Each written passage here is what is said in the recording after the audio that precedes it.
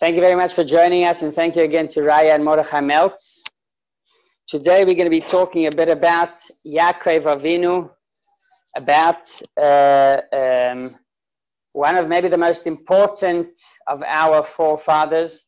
We spoke about the specialty of Yitzchak in the previous lectures, in the previous Shiurim. But this Shiur I would like to share with you a bit about Yaakov. Yaakov, there was something very special about him. Two things actually that were very special. First is that he was challenged.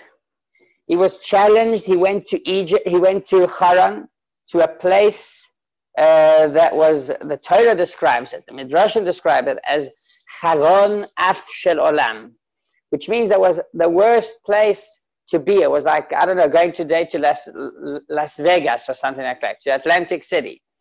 He went down to that place in order to find a wife. So he was already challenged, and nevertheless, this is the second point that is special about Yaakov, is that mitosai haisa shleima. His children, each and every one of them, were good and loyal and connected to Hashem in the best way possible. These children that grew up in a place like we would call today Las Vegas, right?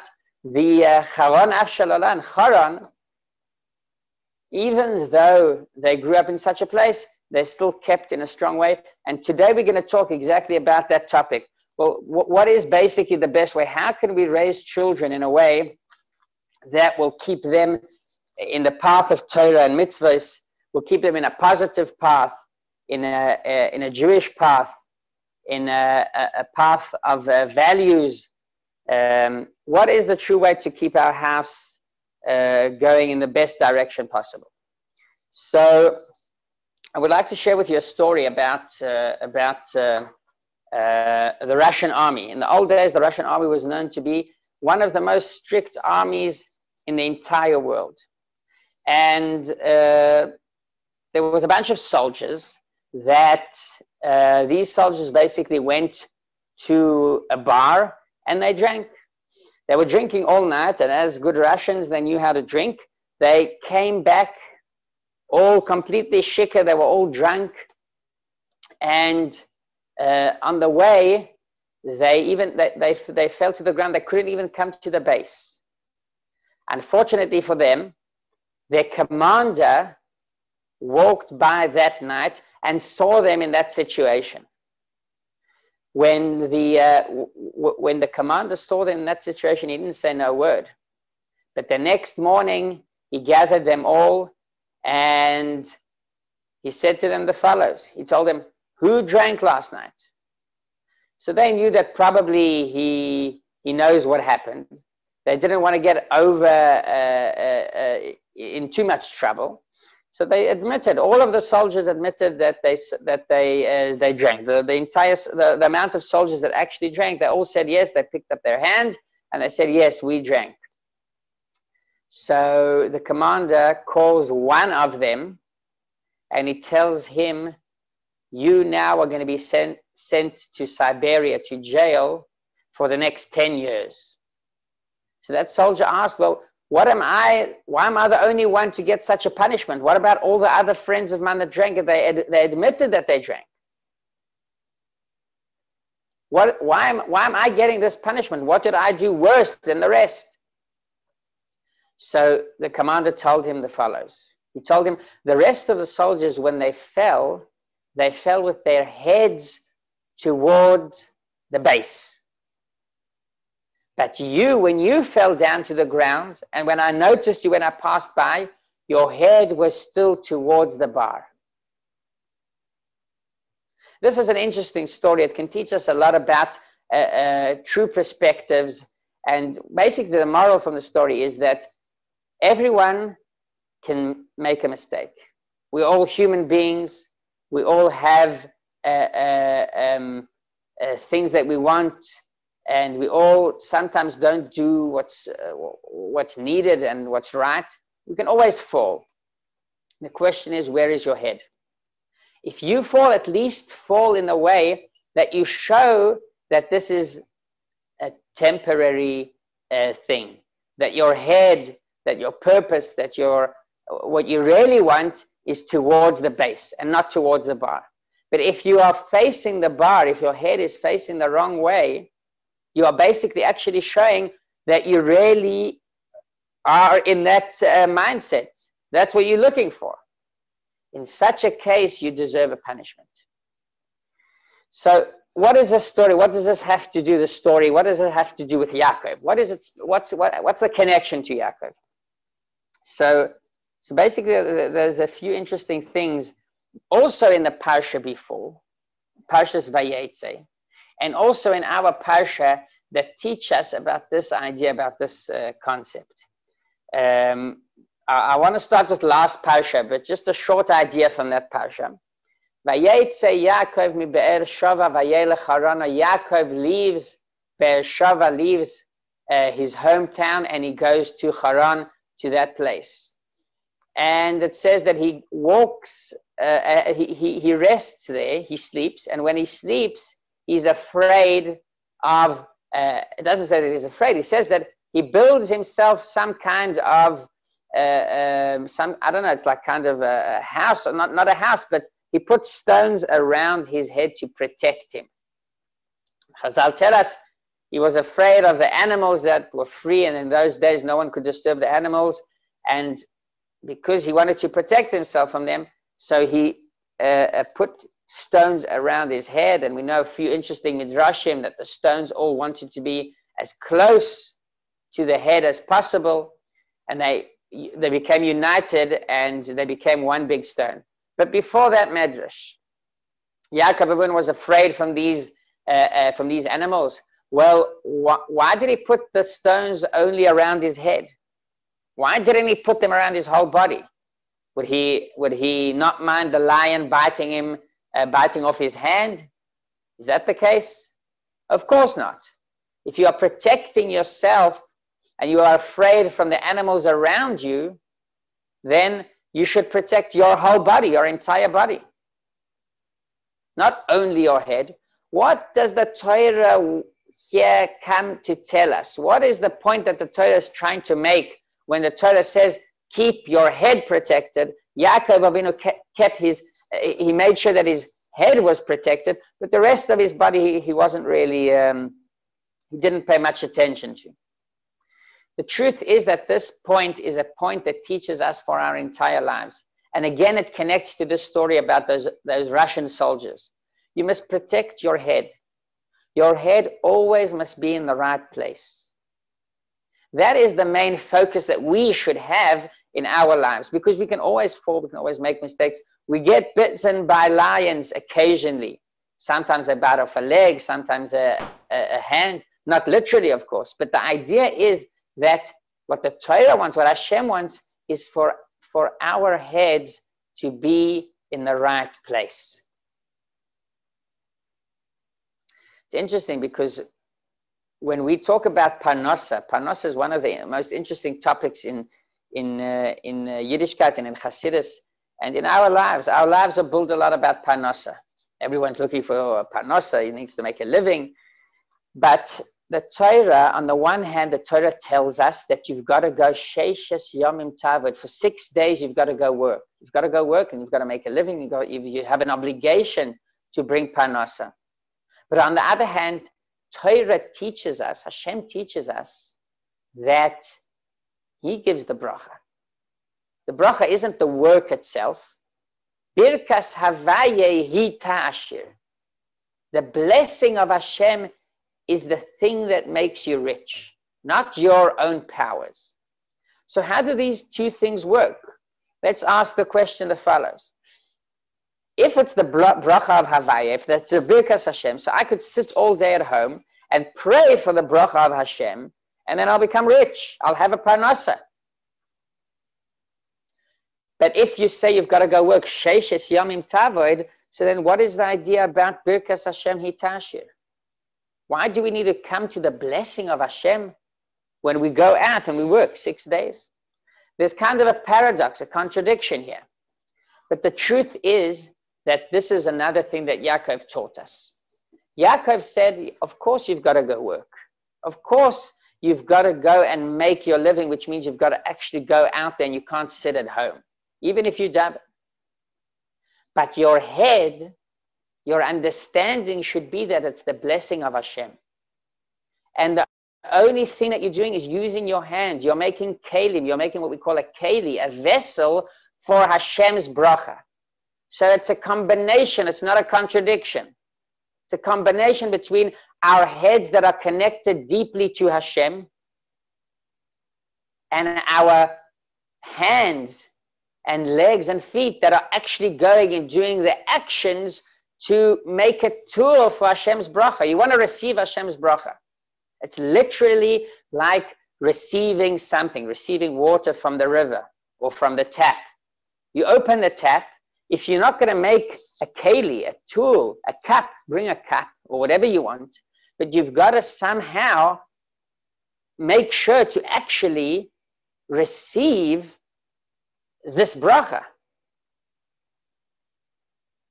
And when we receive this bracha, we are able to truly fulfill our mission in the world, because Hashem put us in this world exactly for this combination. Exactly for this idea to have our heads protected. By the way, the neshama hides in the head. The Makom HaMishkan of the neshama is in Chochmah. Chochmah is our heads. That's where our neshama basically stays. And that should be protected. Our head should be in the right direction. The rest of the body, it's not like we're leaving the rest of the body. The rest of the body does what Hashem wants. By the way, when Yaakov went to Haran, and that's what we learn about this Parshat Vayishlach, when Yaakov goes to Haran, what he's basically doing is he's going to make a living. He goes and he becomes a shepherd. He takes care of Lavan's sheep.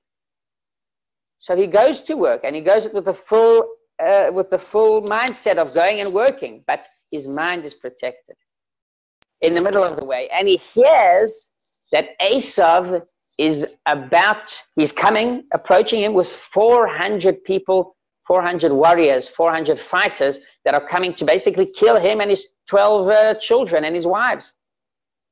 So what Yaakov does is, it says, he prepares in 3 ways: tefillah, tzedakah, and milchama. He prays to Hashem.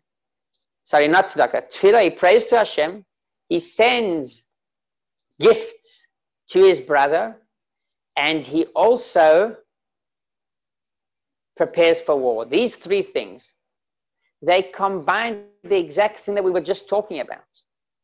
Tefillah, your head should be connected to Hashem. You should daven, but you should also prepare for war.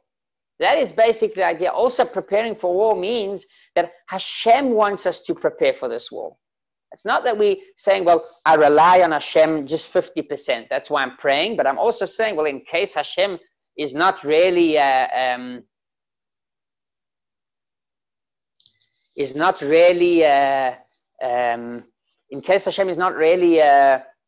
to protect me, then I'm also going to prepare myself for the war. But Hashem himself wants us to basically prepare for war. And that's why our heads, we make sure to daven to Hashem. But we know that Hashem also wants us to send him the gift, to try and bribe him in natural ways without any miracles, to prepare for war also. Because Esav might not be convinced with this, with these bribes, with these presents. And that's why you're going to need to be prepared for a war. So that's basically the idea that Yaakov teaches us in our lives. Not only that, but we see another interesting thing. It says, Vayishlach Yaakov malachim, Yaakov sent angels. And Rashi says, malachim mamash, actual angels. Usually angels can be just simple messengers. People, regular FedEx or UPS. That's what Yaakov could have used. UPS to send his brother a gift. Rashi tells us, no, it wasn't any UPS or not Dar Yisrael. He sent him actual angels. To use an angel isn't something simple. It's not something easy that anyone can do. Angels usually are created for the purpose of their mission. They are created specially for one mission, and then they are recreated or they change their mission. But it's not easy to use an angel. It's not simple. But Yaakov used an angel. Yaakov used an angel because this was a special time. But listen carefully to what Rashi says. Rashi says, Vayishlach Yaakov Malachim. He says, Malachim Mamash. And the Mizritcha Magid tells us an amazing word. He says, what is Mamash? In Hebrew, Mamash, in Lashon HaKodesh, Mamash is from the word of Mamashut, actuality. When someone says Mamash, he means actually. He sent, the Mizritcha Magid says, he sent the actual part of the Malachim, which means the physical, so to say. The physical part of the Malachim, that is what Yaakov sent. But the Ruchaniyut,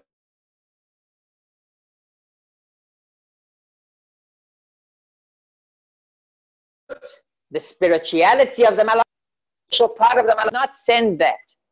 The only part of the angel that he sent to Esav is the part what we could call the physical part, the external part. The angels aren't physical, but the external part of the Malachim he sent to Esav. Why is it? Why did he send the external part to Esav? Why didn't he send? He wanted to influence his brother. What he should do is send spiritual Malachim, spiritual angels, and impress him, try and improve him. We know that a Malach can do a lot. If one of us would see a Malach, we would change our lives. If we would actually be zoichet to see an angel, it would influence us. But if we're only going to see the physical part, the external part of an angel, how are we going to be influenced?